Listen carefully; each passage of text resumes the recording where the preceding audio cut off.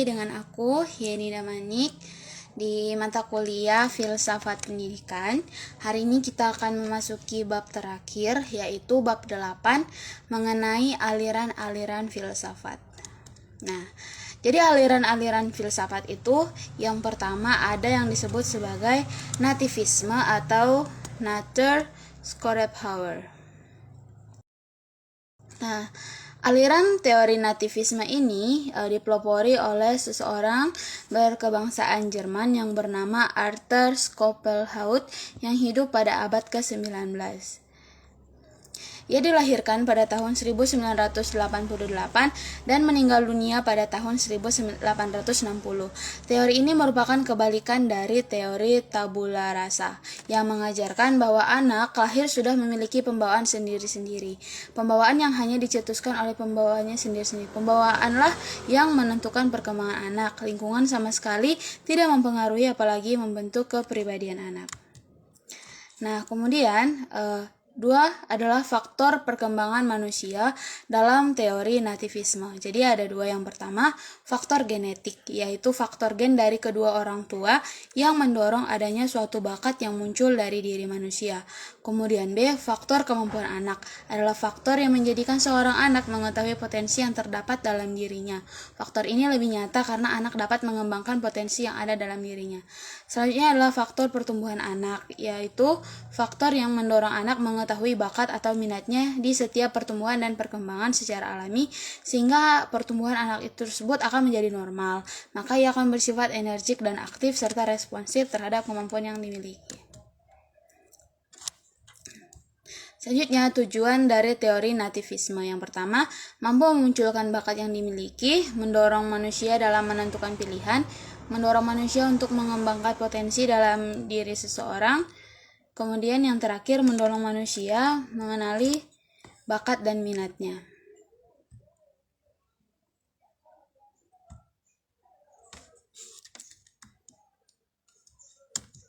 Oke, selanjutnya yaitu empirisme yang dikemukakan oleh David Hume, George Berkeley, dan John Locke. Empirisme adalah suatu aliran dalam filsafat yang menyatakan bahwa semua pengetahuan berasal dari pengalaman manusia. Empirisme menolak anggapan bahwa manusia telah membawa fitrah pengetahuan dalam dirinya ketika ia dilahirkan. Empirisme lahir di Inggris dengan 3 eksponennya, yaitu David Hume, George Berkeley, dan John Locke. Ajaran-ajaran pokok empirisme antara lain sebagai berikut. Oke, yang pertama adalah pandangan bahwa semua ide atau gagasan merupakan abstraksi yang dibentuk dengan menggabungkan apa yang dialami. Yang kedua, pengalaman indra dewi adalah satu-satunya sumber pengetahuan, bukan akal atau rasio.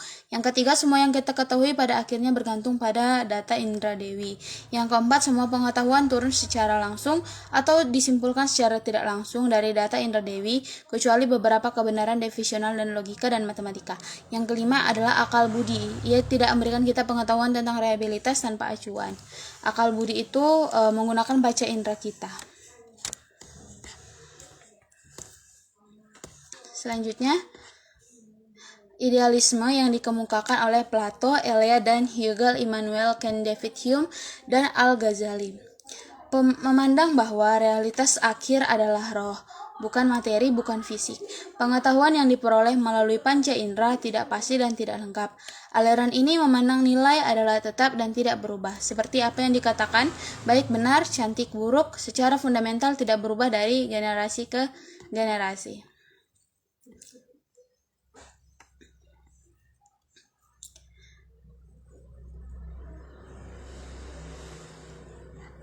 Nah, selanjutnya yaitu realisme berdasarkan Aristoteles, John Amos, Cosmenius, William McGowan, Francis Bacon, John Locke, Galileo, David Hume, dan John Stuart Mill.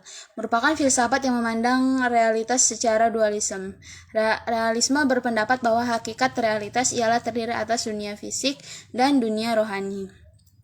Realisme membagi realitas menjadi dua bagian, yaitu subjek yang menyadari dan mengetahui di satu pihak dan di pihak lain adanya realitas di luar manusia yang dapat dijadikan oleh objek pengetahuan manusia. Berbagai macam cabang ilmu pengetahuan yang menjadi karya Aristoteles bisa terperinci yang terdiri dari 8 cabang, yaitu meliputi logika, filsafat alam, psikologi, biologi, metafisika, etika politik, ekonomi, retorika, dan poetika. Nah, kemudian ada beberapa catatan, yaitu yang pertama tentang akal budi dan panca indera. Kemudian yaitu terkait dengan Plato, di mana hal ini berbeda dan berpisah. Kemudian dari Aristoteles berbeda tapi tidak berpisah. Dan tentang sikap berjalan, yang pertama Plato memandang ke atas atau ke dunia ide. Kemudian Aristoteles memandang ke bawah atau ke dunia realitas. Kemudian secara penekanan dalam filsafat, Plato membahas kebaikan atau samanan kehendak, dan kemudian Aristoteles membahas kebenaran, yaitu sama dengan akal budi. Nah, kemudian bagian E adalah materialisme demokratis Ludwig atau Feuerbach. Menurut aliran filsafat materialisme, asas, sifat, dan hakikat dari semua keberadaan adalah materi. Paham materialisme tidak mengakui adanya Tuhan, tidak ada bab tentang Tuhan. Kalaupun ada, maka dicacilah manusia yang percaya kepada Tuhan. Aliran materialisme mengabaikan adanya spiritual, tidak ada kamus kitab suci, rasul, hari kiamat, malaikat, surga, neraka. Maka tak dikenal juga ibadah, dosa-dosa, taubat, takwa, tawakal, sabar. Konsep-konsep dosa dan taubat, neraka dan surga datangnya hari atau agama. Jadi tidak mau dipusingkan hidup oleh urusan dosa dan neraka. Tinggalkan saja agama. Nah, kemudian yaitu secara pragmatisme. Hal ini dikemukakan oleh John Dewey, Charles Sanders Peirce, dan William James, dan yang terakhir ada Harold Toles. Dasar dari pragmatisme adalah logika pengamatan, di mana apa yang ditampilkan pada manusia dalam dunia nyata merupakan fakta-fakta individual, konkret dan terpisah satu sama lain. Dunia ditampilkan apa adanya dan perbedaan diterima begitu saja. Representasi realitas yang muncul di pikiran manusia selalu bersifat pribadi dan bukan merupakan fakta-fakta umum. Ide menjadi benar ketika memiliki fungsi pelayanan dan kegunaan. Dengan demikian, filsafat pragmatisme tidak mau direpotkan dengan pertanyaan-pertanyaan seputar kebenaran, terlebih yang bersifat metafisik, sebagaimana yang dilakukan oleh kebanyakan filsafat barat di dalam sejarah.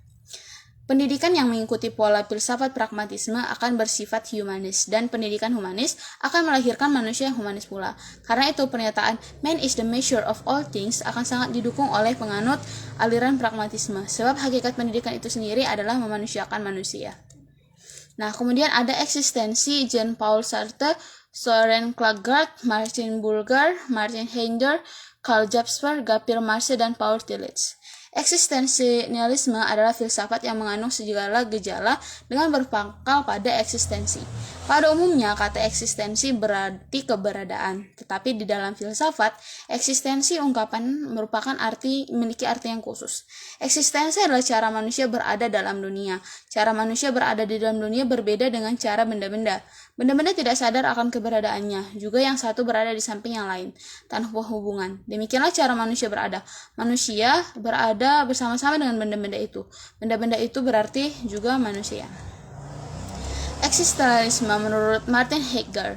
Eksistensialisme adalah filsafat yang mengandung segala gejala dengan berpangkal kepada eksistensi.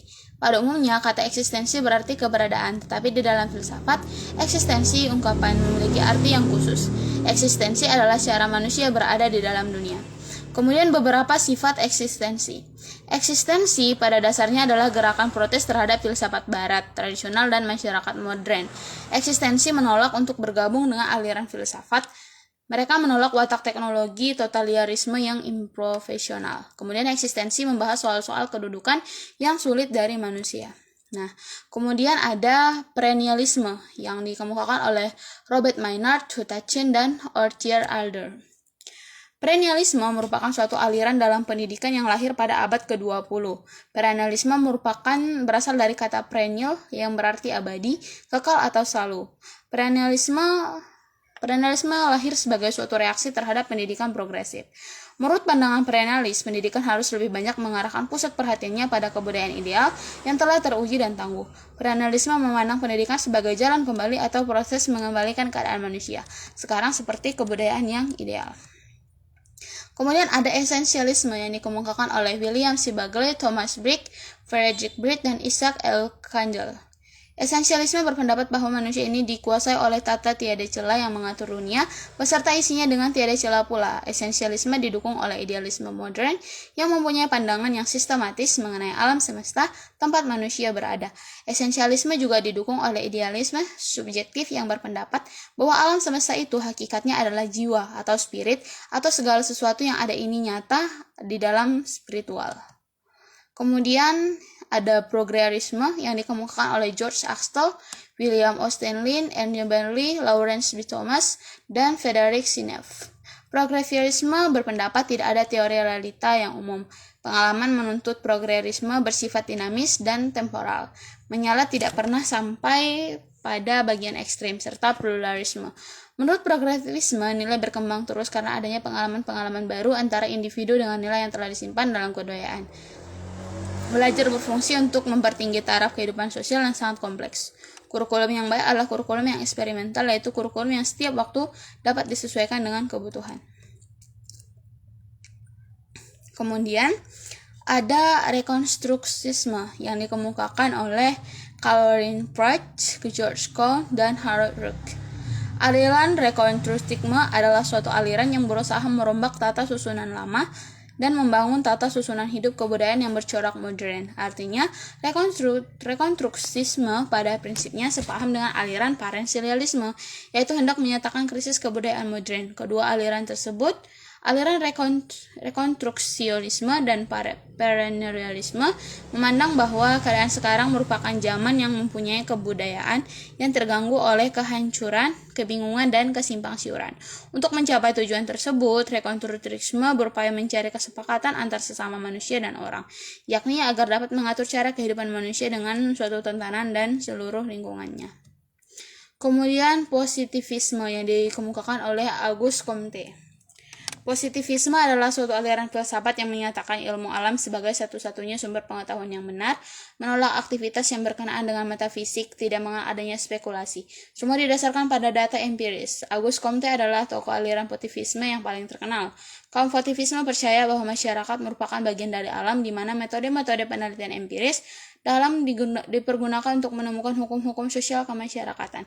Aliran ini tentunya mendapat pengaruh dari kaum empiris dan mereka sangat optimis tentang kemajuan dari revolusi Prancis. Kemudian ada rasionalisme yang dikemukakan oleh René Descartes. Rasionalisme atau gerakan rasionalis adalah doktrin filsafat yang menyatakan bahwa kebenaran haruslah ditentukan melalui pembuktian langkah dan analisis berdasarkan fakta. Bukan melalui iman, dogma, atau ajaran agama. Rasionalisme merupakan kemiripan dari segi ideologi dan tujuan dengan humanisme atau ateisme. Dalam hal ini, mereka bertujuan untuk menyediakan sebuah wahana bagi diskursus sosial dan filsafat di luar kepercayaan keagamaan atau takayul.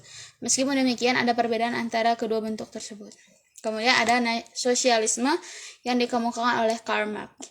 Istilah sosialisme atau sosialis dapat mengacu ke beberapa hal yang berhubungan dengan ideologi atau kelompok ideologi, sistem ekonomi, dan negara.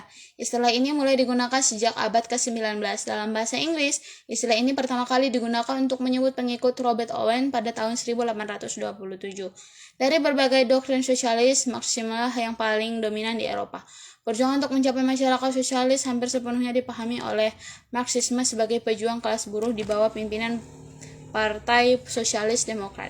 Mendominasinya sosial proletariat berdasarkan pada ajaran Marxisme tidak dicapai seketika, tetapi setelah terjadi perjuangan panjang menentang berbagai doktrin usang yang spesialis bourgeois kecil atau anarki dan lain-lain.